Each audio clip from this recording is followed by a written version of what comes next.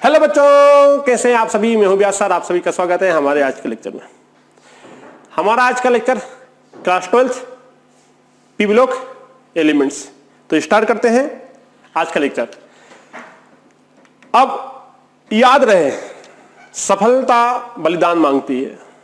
यदि आपको सक्सेस होना है तो आपके आराम का, आपके एंजॉय का बलिदान हमको देना पड़ेगा। ये एक बहुत बड़ी बात है। जैसा कि हम जानते हैं, हमारी जो क्लास है वो हिंदी मीडियम और इंग्लिश मीडियम दोनों के लिए है। इसलिए यहां पर हमने हिंदी और इंग्लिश दोनों का यूज किया हुआ है। ठीक है, इंट्रोडक्शन तो कल हो ही गया था। जियो नीड की क्लासेस भी यहां पर होती है, इसलिए उसका बेसिक लेक्चर भी हम यहां पर लेते हैं। देन हमारे पास में ये सारी कल बातें हो गई थी, क्वालिफिकेशन एमएससी सागर यूनिवर्सिटी से। और यदि आपको पीडीएफ चाहिए, यहां पर ध्यान दो, यदि आपको पीडीएफ चाहिए तो हमारा हेल्पलाइन नंबर है, उस पर आपको कांटेक्ट करना पड़ेगा 8980484346। जो भी यहां हम पढ़ाएंगे उसकी स्लाइड जो रहेगी वो आपको दे दी जाएगी पीडीएफ के रूप में। अब एक्सपीरियंस, ये सारी बातें कल हो गई थी। 6 ईयर का एक्सपीरियंस है, जिसमें 3 साल कोटा, महाराष्ट्र और गुजरात ये शामिल है। देन इसके बाद में अब केमिस्ट्री सीखना हुआ और भी आसान। कैसे? कॉन्सेप्ट और ट्रिक के साथ। जब हम जी नीट के एग्जाम में बैठते हैं, 12th के एग्जाम में बैठते हैं, तो हम बहुत सी चीजें भूल जाते हैं, याद नहीं रहती। एग्जाम के समय हमको लगता है हम क्या पढ़ें क्या छोड़ें। इसलिए हम आपके लिए लाए हैं शानदार कॉन्सेप्ट और मजेदार ट्रिक। उस ट्रिक और कॉन्सेप्ट की हेल्प से हम आपको समझाएंगे। ये सारे पीडीएफ नोट्स में आपके पास में अवेलेबल रहेंगे। देन अब आपके पास डाउट, अब आपके जो भी सारे डाउट है उसका क्या होगा, समाधान होगा। डाउट नहीं रहेगा तो आपके जो विषय है, जो सब्जेक्ट है, उसको पकड़ आपकी बहुत मजबूत रहेगी। अब जो हमारा लेक्चर हो रहा है वो आप व्यास सर समाधान चैनल सर्च करना, वहां पर आपको ये लोगो मिलेगा, ये इंटरफेस मिलेगा, वहां पर जाके आप इसको सब्सक्राइब कर लीजिएगा। ठीक है, अब आगे बढ़ते हैं। इंफॉर्मेशन ऑफ पीरियोडिक टेबल यहाँ पास में हो चुका था, तो अब हम इसकी बात नहीं करेंगे, सीधे आज के लेक्चर पे आते हैं। ये सारा हमारे पास में कंप्लीट था। तो देखें, ये कंप्लीट है, ये भी कंप्लीट था, ये हमने कल बताया था। त्रियक नियम हमारे कल हो गया था। देन हमारे पास में अष्टक नियम भी हो गया था। हमारे पास मेंडल की पीरियोडिक टेबल भी हो गई थी। मोस्टली का परमाणु सिद्धांत भी हमारे पास में हो गया था। एबॉट पीरियोडिक टेबल ये भी हम आपको कल बता दिए थे। ठीक है, then Mendeleev for modern periodic table में क्या अंतर है ये भी हम आपको कल बता दिए थे। देन ये उसी के पॉइंट से एडवांटेज, जो न्यू पीरियोडिक टेबल है उसका क्या एडवांटेज है, क्या डिसएडवांटेज है, इसके ऊपर भी हमने कल बात कर ली थी। कैसे आपको मिलेगी पीडीएफ बता दूंगा। हाँ, तो ये हमारे पास में इलेक्ट्रॉन कॉन्फ़िगरेशन है, मैं आपको पहले ही बता दिया था। यहां पर ध्यान से देखो, दिख ही नहीं रहा होगा आपको, 2p1 है, यहां 3p1 है, 4p1 है, 5p1 है, 6p1 है। 2p2, 3p2, 4p2, 5p2, 6p2, 2p3, 3p3, 4p3, 5p3, 6p3, 2p4, 3p4, 4p4, 5p4, 6p4। Then आपस में 2, 3, 4, 5, वही जो मैंने आपको बताया वही है। क्लियर है? डी ब्लॉक की बात करते हैं, यहां से यहां तक डी ब्लॉक एलिमेंट कहलाते हैं। ये सारे किस में आते हैं? डी ब्लॉक एलिमेंट्स में। जब ये डी ब्लॉक एलिमेंट्स में आते हैं तो इनकी खास बात क्या है? खास बात यह है कि जब हम इसको इलेक्ट्रॉनिक कॉन्फ़िगरेशन करेंगे तो ये सारी लाइन के लिए आएगा D1, ये सारी लाइन के लिए आएगा आपके पास में D2, ये सारी लाइन के लिए आएगा आपके पास में D3, इसके लिए आएगा आपके पास में D4, इसके लिए आएगा आपके पास में D5, इसके लिए आएगा आपके पास में D6, इसके लिए आएगा आपके पास में D7, इसके लिए आएगा आपके पास में D8, इसके लिए आएगा आपके पास में D9, उसके लिए आएगा आपके पास में D10। वो यहीं से कैपेसिटी निकल के आती है कि डी की कैपेसिटी कितनी है, 1 से लेकर 10 तक है। ये होती है डी की कैपेसिटी। क्लियर है? चलो बढ़ते हैं। पहला पॉइंट, ग्रुप नंबर 3 से लेकर 12 तक। ये 3 है, 3, 4, 5, 6, 7, 8, 9, 10, 11 और 12। ग्रुप नंबर 3 है। क्यों ग्रुप नंबर 3 है? क्यों ग्रुप नंबर 1 में और 2 में एस है, 3 में क्या लगा? डी लगा। आगे आए, total 10 group containing, total 10 group contain है। 1 से लेकर 3 से लेकर 12 तक 10 ग्रुप हो गए, D10 आ गया। अब लास्ट इलेक्ट्रॉन इंटर, इसको समझो। पेनल्टीमेट सेल में इसने बोला कि लास्ट इलेक्ट्रॉन कहां इंटर करता है, लास्ट इलेक्ट्रॉन इंटर करता है पेनल्टीमेट सेल में। पेनल्टीमेट सेल का मतलब क्या होता है, बाहरी सेल से अंदर वाला सेल, उसको बोलता है पेनल्टीमेट। देखो जरा, ये पहला सेल, ये दूसरा सेल और ये तीसरा सेल। तो ये हमारे पास में इनर सेल है, इनर, ये आपके पास में आउटर सेल है। और पेन चेंज करता हूं यहां पर, ध्यान से देखना, ये जो सेकंड वाला सेल है ना, ये वाला सेल, ये इसको कह लेते हैं, इसको कहते हैं पेनल्टी मेट सेल। इसको बोलेंगे हम एन। यदि बाहरी वाला है तो बाहरी वाले को हम बोलते हैं एन, ध्यान से देखना। अंदर वाले को बोलते हैं, सॉरी, बाहरी वाले को बोलते हैं एन। अरे यार, ये अंदर वाले को बोलते हैं एन, ये वाला सेल कहलाएगा, ये कहलाएगा एन। बाहरी वाला होगा n-1, अंदर वाला होगा n-2। n-2 को हम बोलते हैं, नहीं n-2 नहीं, n-1, n-1, ये कहलाएगा हमारे पास पेनल्टीमेट सेल। अंदर सबसे जो बाहरी वाला सेल होता है ना, उसके अंदर वाला जो सेल होता है, यार कंफ्यूज कर रहा हो तुम। देखो, पहला सेल, दूसरा सेल, तीसरा सेल, चौथा सेल यदि मान लो मैंने बनाया, तो यहां से ये जो ये वाला जो सेल है, ये वाला सबसे लास्ट अंदर वाला जो सेल है, ये पेनल्टीमेट कहलाएगा। ये कहलाएगा आपका पेनल्टीमेट सेल, ये कहलाएगा पेनल्टीमेट सेल। इसको लिखते हैं n-1d सेल। यदि मान लीजिए आपके पास में दो, ध्यान से देखो, दो नहीं आएगा, इसमें 3 से ही चालू होगा, 1 2 3, कम से कम 3 होने चाहिए, कम से कम 3 सेल होने चाहिए। तो ये जो सेल है, आखिरी ये सेल है, आखिरी को छोड़ के ये वाला जो सेल है, ये कहलाएगा n-1d पेनल्टीमेट सेल। यदि 4 है तो ये वाला, 5 है तो 1 2 3 4 5 यदि है तो 4 को छोड़ दो, इस वाले को छोड़ दो, ये वाला जो है ये कहलाएगा पेनल्टीमेट। आखिरी से अंदर वाला, आखिरी से एक कदम पीछे, आखिरी वाले से एक कदम ये वाला पेनल्टीमेट सेल, इससे एक कदम ये पेनल्टीमेट, इससे एक कदम ये पेनल्टीमेट सेल। ऐसा नहीं है तीसरा सेल होगा, चौथा सेल होगा, पांचवा सेल पे, जो भी सेल है कम से कम 3 होना चाहिए, 2 पे काम नहीं करता, कम से कम 3 होना चाहिए। तो जो भी सेल है उससे एक कम वाला जो सेल होता है, मान लो टोटल सेल कितने हैं आपके पास में, ध्यान से देखो यहां पर टोटल सेल मान लो, टोटल सेल मान लो आपके पास में 3 है, तो जो दूसरे नंबर का जो सेल होगा वो पेनल्टीमेट सेल कहलाएगा। मान लीजिए टोटल सेल आपके पास में 4 है, तो एक कम 4 से मतलब तीसरे नंबर का सेल होगा पेनल्टीमेट सेल कहलाएगा। मान लीजिए टोटल सेल आपके पास में 5 है, तो 5 से एक कम जो चौथा सेल होगा वो पेनल्टीमेट सेल कहलाएगा। मान लीजिए आपके पास में टोटल सेल कितने हैं, 6 है, तो 6 से एक कम पांचवा जो सेल है वो पेनल्टीमेट सेल कहलाएगा। मतलब इसको हम बोलेंगे एन, टोटल सेल को बोलते हैं हम एन, और जो पेनल्टीमेट सेल होता है उसको बोलते हैं n-1। क्यों? क्योंकि देखो 3 में से एक गया तो 2, 4 में से गया 3, 5 में से गया 4, 6 में से गया 5, तो n-1। अब समझ में आया ये n-1 क्या है? एक cell, total cell n, total cell कितना है, टोटल सेल मान लो 3 है, तो एक कम कर दो 2 आएगा ना भाई, 3-1 क्या आएगा, 2 आएगा। टोटल सेल 4 है तो एक कम करोगे 3 आएगा, तो ये कहलाता है आपका पेनल्टीमेट सेल। क्लियर है? आगे बढ़ते हैं। इसका इलेक्ट्रॉन कॉन्फ़िगरेशन होता है n-1d 1-10। ns या तो 0 हो सकता है या 2 हो सकता है, 0 हो सकता है, 1 हो सकता है, 2 हो सकता है, कुछ भी हो सकता है। यहां पर 0 1 और 2 कुछ भी हो सकता है। आगे बढ़ते हैं। n यहां पर कम से कम 4 होना चाहिए, क्योंकि 3 से d स्टार्ट होता है, 3d, 2 में कभी d नहीं आता है, 2 में s आता है और 2 में p आता है, क्योंकि दूसरा सेल की बात हुई, दूसरा सेल 2 सब सेल से मिलकर बना s और p से, कम 3 होना चाहिए। तीसरे से d स्टार्ट होता है, ये लाइन जो है ना वो तीसरे से स्टार्ट है, तीसरा ऑर्बिटल पीरियड से स्टार्ट है, देख लेना आप।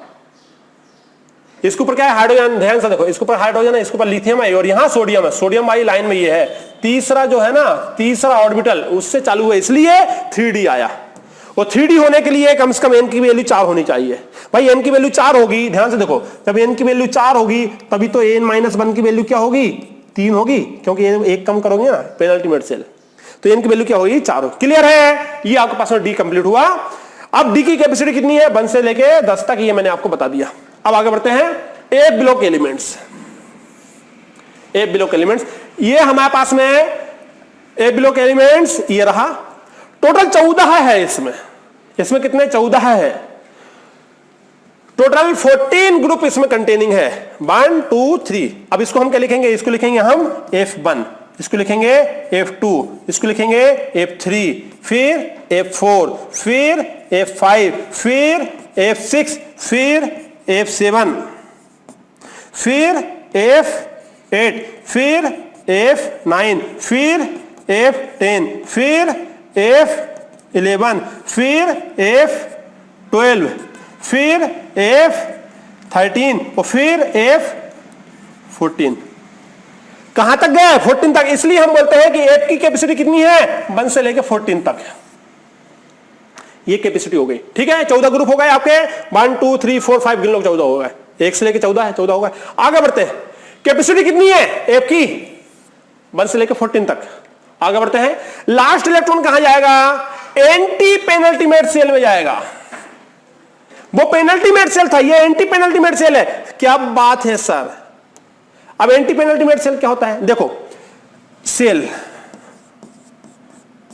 नंबर ऑफ एन, मान लो आपके पास में कम से कम 4 होने चाहिए, 4 5 6 7 8, डी से स्टार्ट करता हूं। अब यहां यदि मैं मान लो पेनल्टीमेट सेल की बात करता हूं, पेनल्टीमेट सेल की बात करता हूं तो n-1 होता है। तो यहां जो 3 है ना, 3 5 से कम, 4 6 से कम, 5 7 से कम, 6 8 से कम, 7। तो ये n-1 डी ये कहलाएगा पेनल्टीमेट। लेकिन एंटी पेनल्टीमेट का मतलब ये हुआ कि 2 कम, n-2 एफ, क्योंकि एफ के लिए एंटी पेनल्टीमेट चाहिए इसलिए हमने एफ लिख दिया। 4 टोटल इलेक्ट्रॉन कितने, टोटल सेल कितने, 4 4 में से 2 का कम करोगे तो कितना आएगा 2। तो जो दूसरे नंबर का सेल है वो पेनल्टी जो क्या कहलाएगा, एंटी पेनल्टीमेट सेल कहलाएगा। एग्जांपल देखो, मान लीजिए मेरे पास में 1 2 3 4 सेल हैं, कम से कम 4 सेल तो होने ही चाहिए आपके पास में। तो ये वाला n-1, लेकिन ये वाला अंदर वाला ये कहलाएगा n-2, ये है एंटी पेनल्टीमेट सेल। अब यदि मान लो आखिरी सेल मेरे पास में 5 है, 5 में से 2 गए तो जो तीसरा सेल होगा वो कहलाएगा हमारे पास में एंटी पेनल्टीमेट सेल। यदि मेरे पास में 6 सेल है तो 6 में से 2 गए तो हमारे पास में चौथे नंबर का सेल है वो एंटी पेनल्टीमेट सेल है। टोटल नंबर सेल 7 है, 7 में से 2 गए तो हमारे पास में 5वां नंबर का जो है वो कहलाएगा एंटी पेनल्टीमेट। 8वां सेल तो होता ही नहीं, इसलिए इसकी बात नहीं करनी है। क्लियर है। तो ये सारी बातें लिख लो, नोट डाउन कर लो, बता दूं, कर लिया, बहुत बढ़िया, लिख लो, स्क्रीनशॉट ले लो।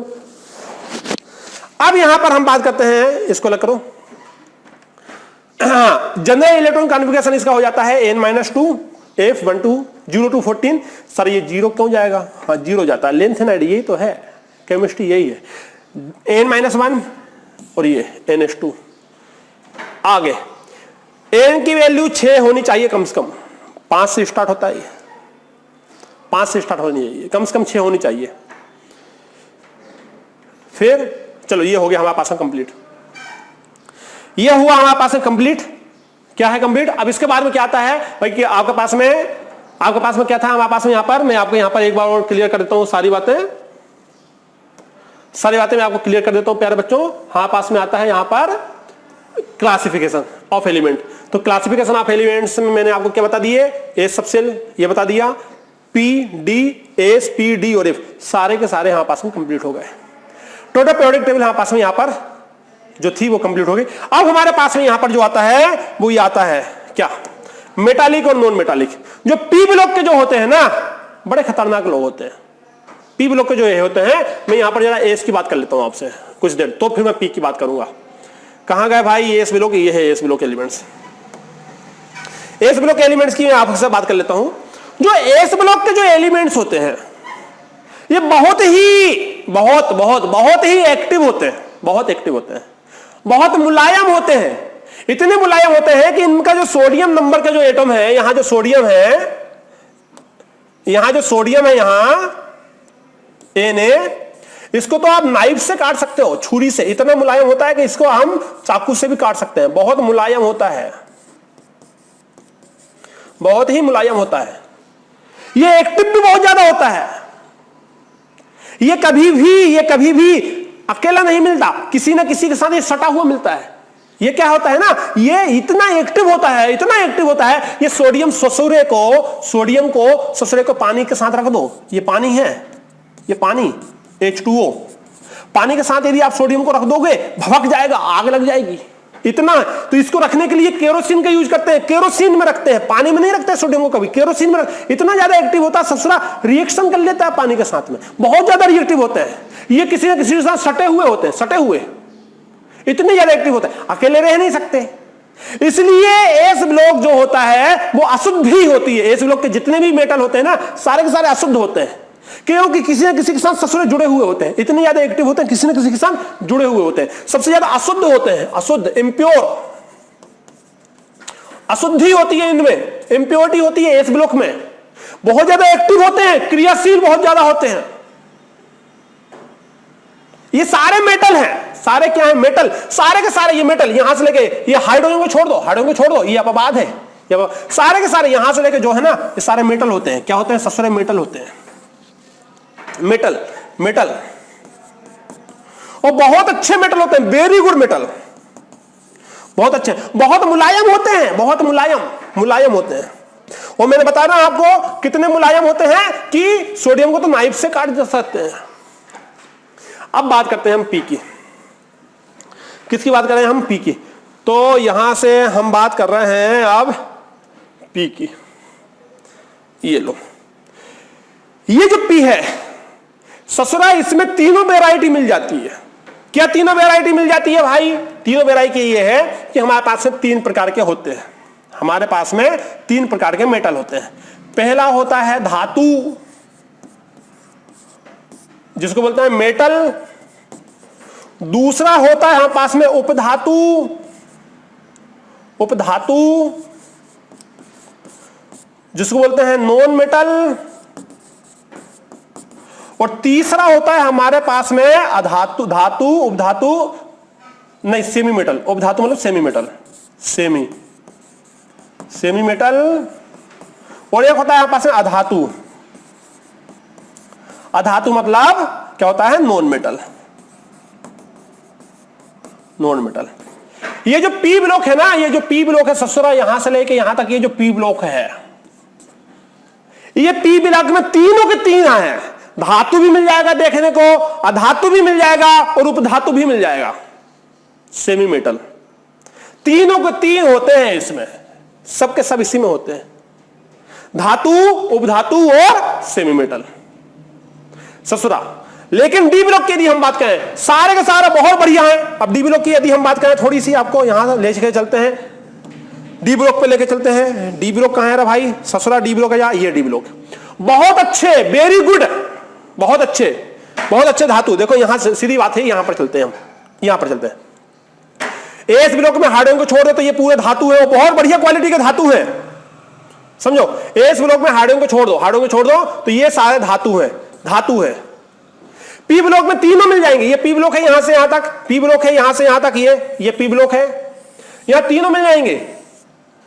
अब ये देखो जो लाल में दिख रहा है ना आपको, ये मेटल होते हैं। मतलब जो 118 तत्व है ना, जो 118 जो तत्व है, 118 तत्व में से सबसे ज्यादा धातु है। देखो ना, पूरा एस, हाइड्रोजन को छोड़ दे पूरा एस क्या है, धातु है। पूरा डी पूरा ससुरा पूरा धातु है। वो सबसे ज्यादा कठोर धातु है, सबसे ज्यादा स्ट्रॉन्ग और सबसे ज्यादा काम का धातु है। हमारा घर बनता है, आयरन का यूज करते हैं, एफी का, लोहे का। निकल की कोटिंग होती है, हम जब लाते हैं चमकदार चीज, गोदरेज वगैरह, उसमें निकल की कोटिंग होती है, ये रहा निकल। कॉपर का तार होता है, जब हम वायर करते हैं, जो लाइट जल रहा है, कॉपर का तार होता है, सीयू।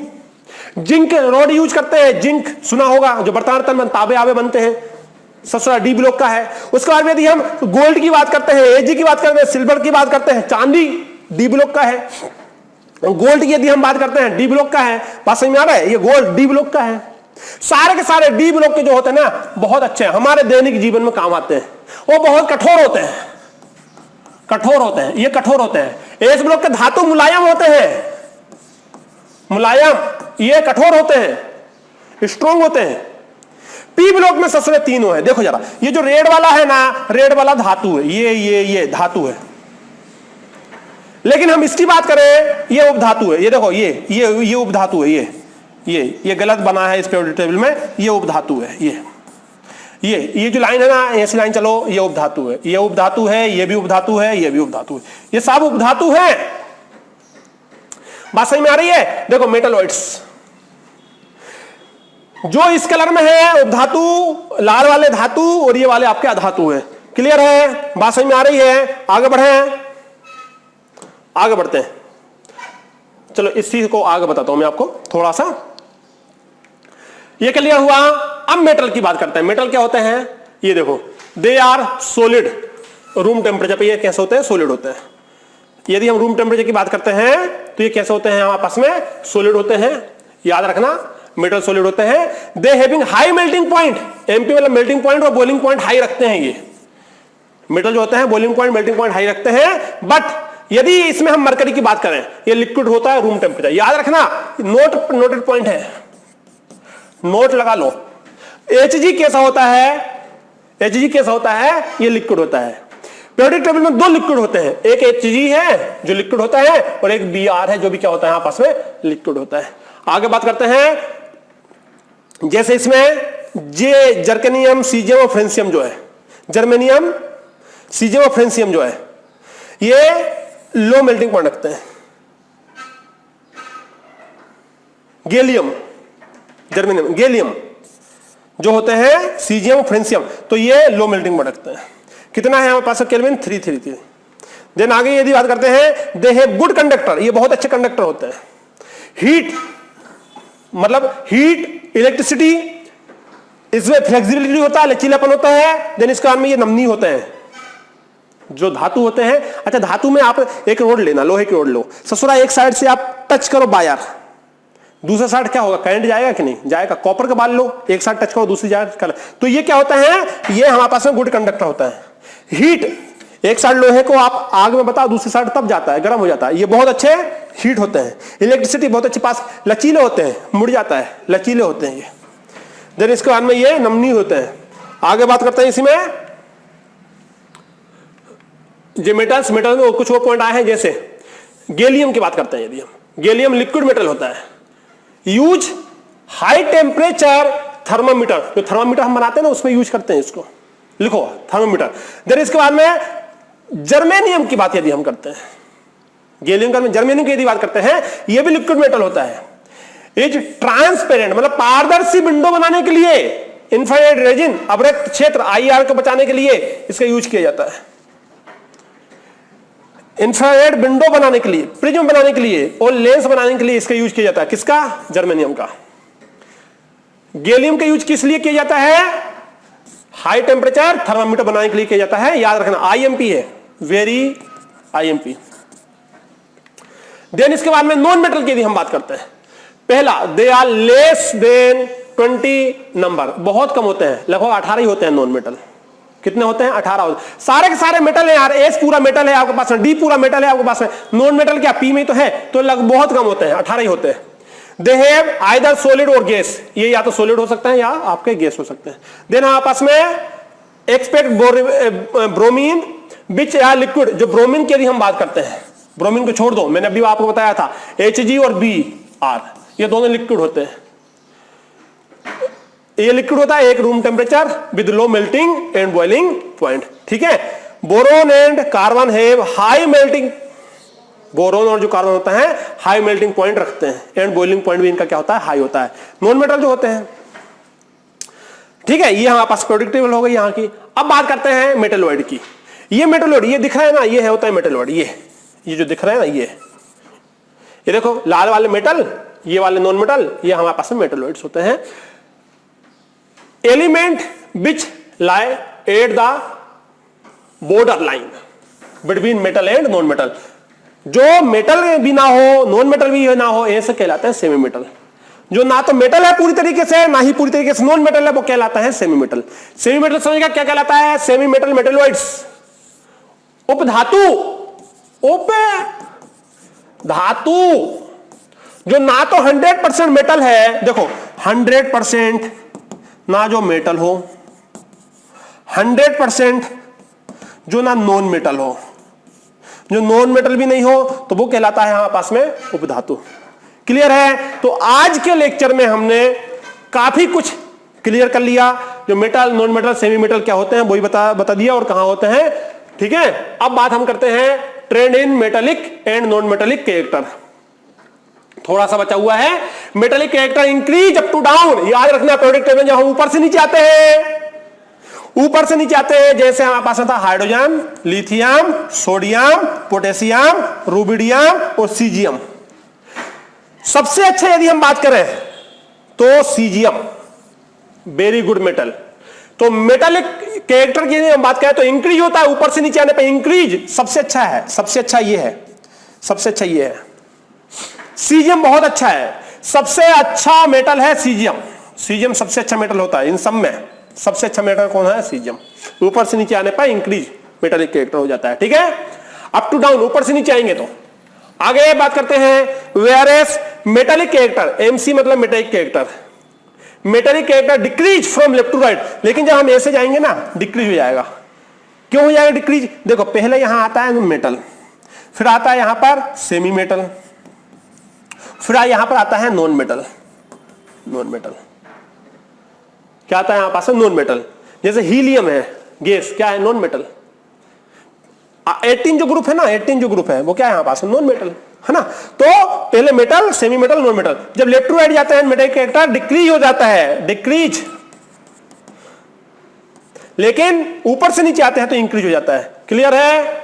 फंडा क्लियर है यहां पर? Then the trend is reverse from non metal. हाँ वही, जब ऊपर से इधर इधर आएंगे हमारे पास में, जाइए नीचे से ऊपर जाओ तो इसका अपोजिट हो जाएगा। ऊपर से नीचे आने पर क्या होता था?